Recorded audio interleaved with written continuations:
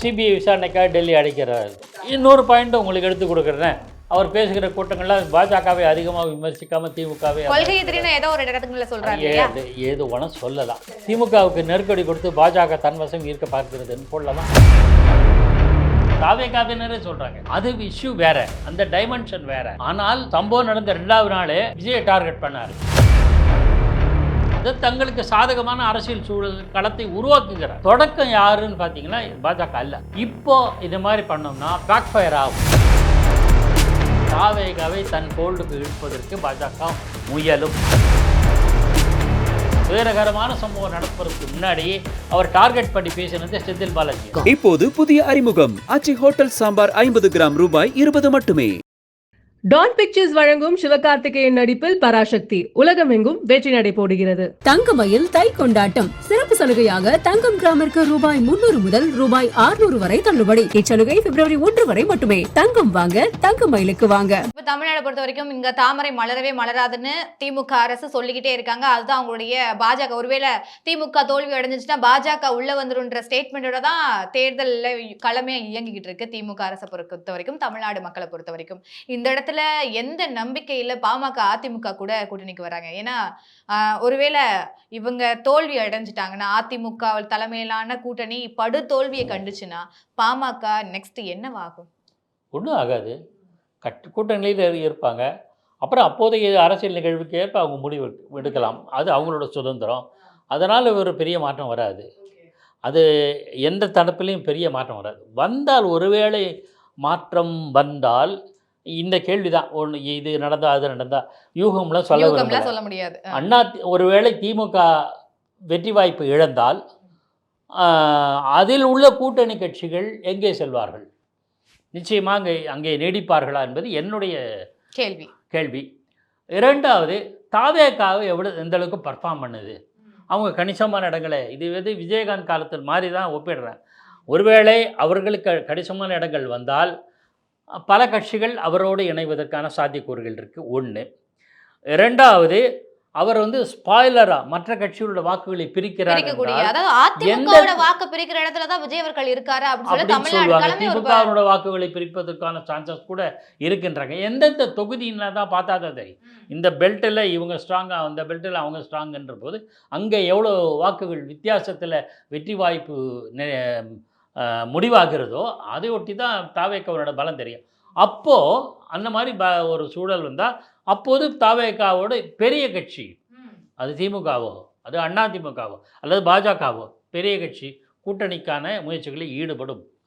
அந்த தேவை, நான் பச்சையாக சொல்ல பண்ண திமுகவோட சேர்றாங்களே தெரியாது, ஒருவேளை அதிமுக சேர்றாங்கன்னா அந்த தேவை என்பது அத்தியாவசியம் 2 பேருக்குமே ஏற்படும். எப்படின்னா திமுக வெற்றி வாய்ப்பை ஓரளவு நேரோ மார்ஜினில் ஜெயிச்சு வருதுன்னு வச்சுக்கோங்களேன். மீண்டும் ஆட்சியில் 2006 கலைஞர் கருணாநிதி ஆட்சியில் வந்து இல்லை 96 இடங்களும் ஆட்சி அமைச்சார்ல, அந்த மாதிரி ஒரு சூழல் வந்தால் தாவேகா மற்ற கட்சிகள் நெருங்கி வருவதற்கான வாய்ப்புகள் அதிகமாக இருக்கும். அப்போது இந்த ஆட்சிக்கான குடைச்சல் கொடுக்கறதோ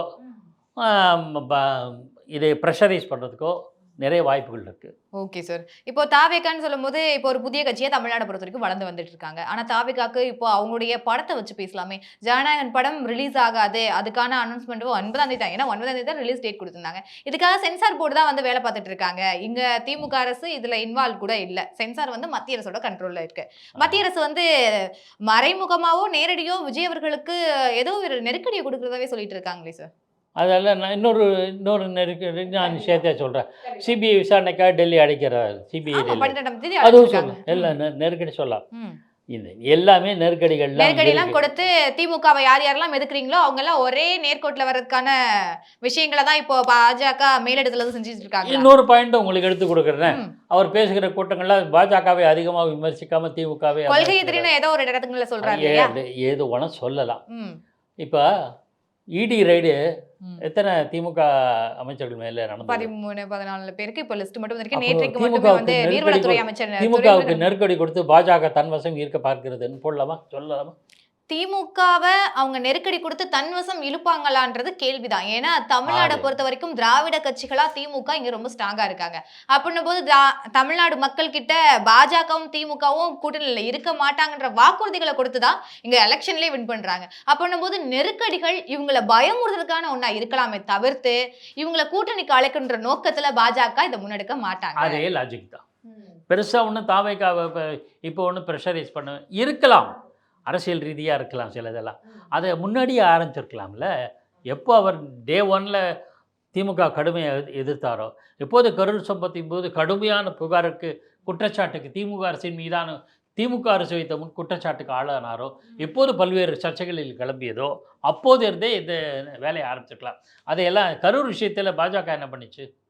எந்த விதமான நகரும் இல்லை. அது நீதிமன்றம், பாஜக மாநில அளவில் நாகேந்திரன் அவர்கள் தான் 2 நாளைக்கு முன்னாடி புதுக்கோட்டையில சொல்றாரு, இதுக்கு வந்து திமுகவோட எக்ஸ் அமைச்சரா இருக்கக்கூடிய செந்தில் பாலாஜி தான் காரணம்ன்ற இடத்துல வந்து நிக்கிறாரு. நல்ல நான் அதை சொல்லுவேன். அது வந்து எல்லாருமே சொல்றது, தாவேகாவினரே சொல்றாங்க. அது இஷ்யூ வேற, அந்த டைமென்ஷன் வேற. ஆனால் முழுக்க முழுக்க திமுக தானே டார்கெட். திமுக சம்பவம் நடந்த 2வது நாளே விஜயை டார்கெட் பண்ண ஆரம்பிச்சிச்சு. எப்போவுமே அவங்க மேலே குற்றம் வந்தால் கூட செய்வாங்க. அப்போவே களம் வந்து ஃபைட் பிட்வீன் திமுக அண்ட் தாவேகா, தமிழக வெற்றி கழகம்ன்ற மாதிரி ஆயிடுச்சு. அங்கே பாஜக எந்த சீன்லேயும் வரல. வந்த சீனில் கரூர் சம்பவத்தை எடுத்து தாவேகாவினர் புகார் வச்சதோட அடிப்படையில் நயினார் சொன்னார். புதுசாக ஒன்றும் சொல்லலை. முதல்ல சொன்னது தாவேகாவினர் விஜயே சொல்லியிருக்காரு. அந்த கூட்டத்தில் கரூர் சம்பவத்தில் அந்த துயரகரமான சம்பவம் நடப்பதற்கு முன்னாடி அவர் டார்கெட் பண்ணி பேசினது செந்தில் பாலாஜியை அப்போவே ஆரம்பிச்சிச்சு. ஸோ அது நயினார் ஒன்றும் புதுசாக கண்டுபிடிச்சு சொல்ல, அதை தங்களுக்கு சாதகமான அரசியல் சூழல் களத்தை உருவாக்குகிறார். ஆக தொடக்கம் யாருன்னு பார்த்தீங்கன்னா பாஜக அல்ல. ஆனால் நீங்கள் சொல்கிறீங்க இவ்வளவு காலத்தை சொல்கிறேன், ஆனால் இதை ஒன்றையே கையாளுமான என்னால் ஏற்றுக்க முடியல. ஏன்னா பாஜக ஒரு ரெய்டு பண்ணலாமே, தாவேகாவை தன்வசம் இருக்கணும்னா விஜய் வீட்டில் ஒரு இடி ரெய்டு பண்ணலாமே, ஒரு இன்கம் டேக்ஸ் ரெய்டு பண்ணலாமே, ஒரு கார் இறக்குமதி பண்ண ஒரு சம்பவம் இருக்குல்ல, அது புகார் கேஸ் ஆச்சா இல்லையான்னு தெரியாது எனக்கு. அது மாதிரியான காரணங்கள் பாஜகவுக்கு கிடைக்காதா? இப்போது அவர்கள் அந்த சர்ச்சையில் இறங்க விரும்பவில்லை. என்னுடைய வார்த்தைகளை நல்ல கவனம். இப்போது அவர்கள் இது போன்ற சர்ச்சையில் இறங்க விரும்பவில்லை பாஜக. ஏன்னா பாஜக ஒரு சீசன்டு பொலிட்டிக்கல் பார்ட்டி. அதனால் இப்போது இந்த மாதிரி பண்ணோம்னா பேக் ஃபயர் ஆகும். ஆனால் எப்போ தேவையோ அப்போ நம்ம இழுத்துக்கலாம் என்கிற கருத்து. நான் இழுத்துக்க மாட்டாங்கன்னு சொல்ல, தாவேகாவை தன் ஃபோல்டுக்கு இழுப்பதற்கு பாஜக முயலும், மாற்று கருத்து கிடையாது. முயலும் அது வெற்றி அடையுமா தோல்வி அடையுமான்றது பொறுத்து இருந்தா பார்க்கணும். தேர்தலுக்கு முன்னும் இருக்கலாம் பின்னும் இருக்கலாம். ஓகே, கடைசியா ஒரு கேள்வி. ஒருவேளை அதிமுக தலைமையில இங்க பாஜக இருக்காங்க, பாமக உள்ள வந்துட்டாங்க, ஒருவேளை தேர்தல் களத்துல இவங்களுக்கு இவ்வளோ % ஓட் இருக்கும் அப்படின்னா தமிழ்நாடுல அதிமுக தலைமையிலான கூட்டணிக்கு எவ்வளோ % ஓட் இருக்கும்? அதான் நான் பொதுவாக யூகங்கள் சொல்ல மாட்டேன்.